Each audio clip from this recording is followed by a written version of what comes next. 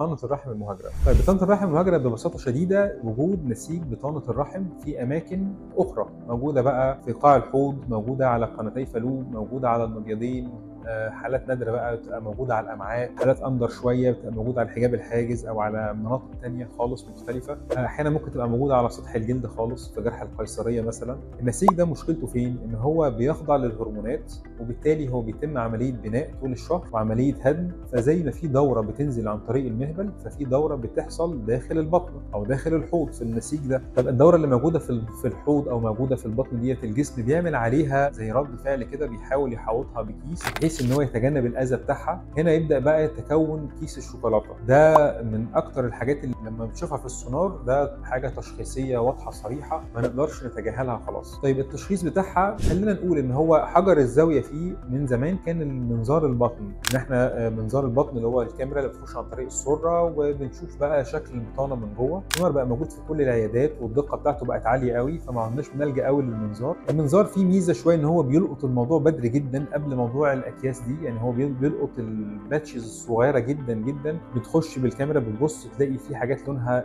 بني، لونها زيتي، لونها اسود، لونها احمر. يعني المنظر ده درجات النزيف. برضو من التحاليل اللي ممكن تساعدنا شويه دلالات الاورام، لان هي بتبقى عاليه شويه في البنات في الحالات اللي عندها بطانه رحم مهاجره.